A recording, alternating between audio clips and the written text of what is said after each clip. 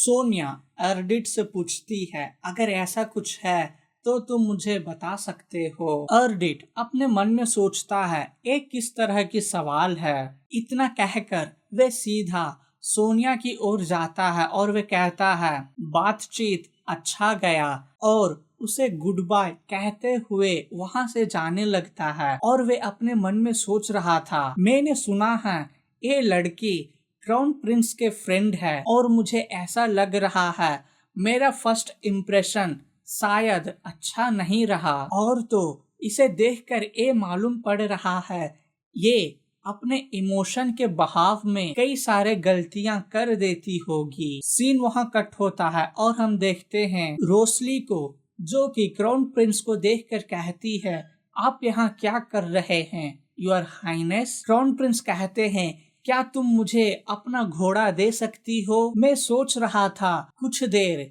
घोड़सवार कर इस जगह को एक्सप्लोर करते हुए आऊं। क्या आप मेरे साथ चलना चाहेंगी डचस? रोसली ये सुनकर हैरानी से उसकी ओर देखती है और वे कहती है, हॉर्स राइडिंग? लेकिन मुझे नहीं मालूम है घुड़सवार कैसे किया जाता है। मैं किसी सर्वेंट को कह दूंगी, वे आपके साथ घुड़शाला चला जाएगा जहां से आप अपने पसंद का कोई भी घोड़ा ले सकते हैं। क्राउन प्रिंस ये सुनकर कहते हैं, लेकिन मैं ये चाह रहा था डचस मेरे साथ आए और वे मुझे घुड़शाला दिखाएं। रोसली ये सुनकर बहुत ही गुस्सा हो जाती है और वे अपने मन ही मन में कहती है, ये आदमी कितना परेशान कर रहा है। और वे अपने गुस्से को काबू करते हुए कहती है, ठीक है, मेरे पीछे पीछे आइए योर हाइनेस। सीन कट होता है और हम देखते हैं घुड़शाला, जहां रोसली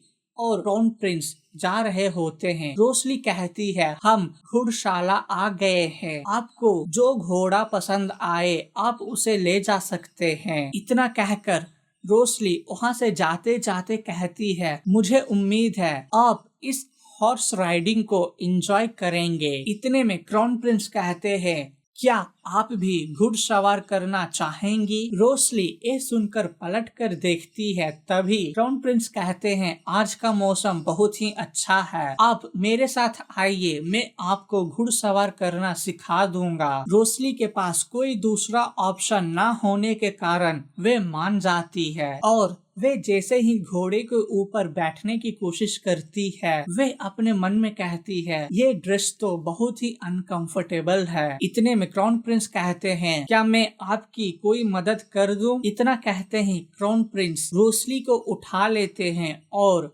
उसे घोड़ा पर बैठा देते हैं। हालांकि रोसली थोड़ा बहुत घबरा रही होती है, तभी क्राउन प्रिंस कहते हैं, आपको चिंता करने की कोई जरूरत नहीं है, और वे भी घोड़ा पर बैठ जाते हैं। क्राउन प्रिंस को ऐसा करते हुए देखकर रोसली कहती है, आपने तो कहा था आप केवल लगाम खींचेंगे। क्राउन प्रिंस मुस्कुराते हुए कहते हैं, वेल, मुझे ऐसा लगा डचस इस घोड़े को हवा में उड़ाना चाहती हैं। और वे कहते हैं, तो फिर हम इसे शुरू करते हैं, अगर आप चाहें तो मेरे ऊपर लीन होकर आराम से बैठ सकते हैं। इतना कहकर क्राउन प्रिंस घोड़े का लगाम खींचते हैं, तभी घोड़ा एकदम से तेज भागने लगता है। कुछ घंटों के बाद हम देखते हैं क्राउन प्रिंस और रोसली को एक सुंदर सा जगह में। तभी क्राउन प्रिंस कहते हैं, मुझे मालूम ही नहीं था इस मैंशन के पीछे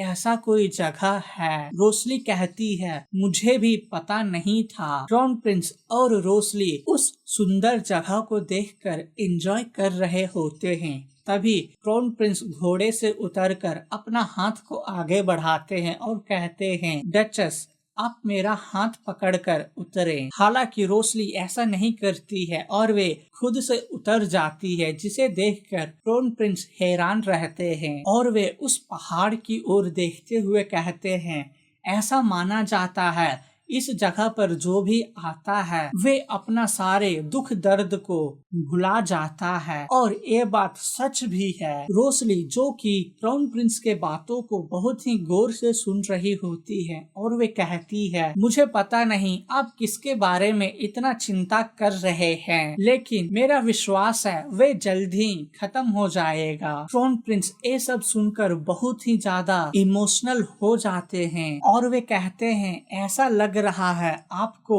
मेरे चिंताओं के बारे में ज्यादा इंटरेस्ट नहीं है। और वे कहते हैं, ये प्रॉब्लम को तो मैं आपके बिना सॉल्व नहीं कर सकता, लेकिन मैं कोशिश जरूर करूंगा आपके बिना ही इसे सॉल्व करने की।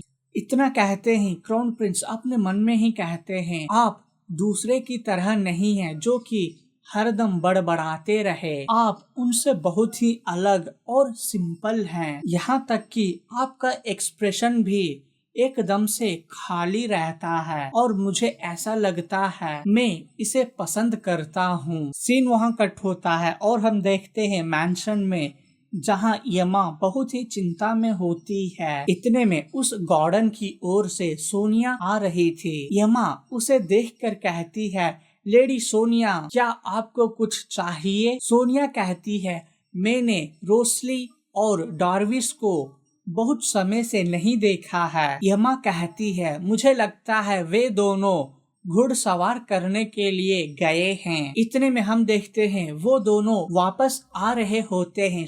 सोनिया उन दोनों को एक साथ देखकर बहुत ही ज्यादा नाराज हो जाती है और वे गुस्से से कहती है, डार्विस पहले के तरह नहीं रहे। जो कि यमा सुन लेती है और वे कहती है, लेडी सोनिया। तभी यमा नोटिस करती है सोनिया को बहुत ही गुस्से में। और इसी के साथ ये चैप्टर खत्म होता है। मिलते हैं अगले चैप्टर में।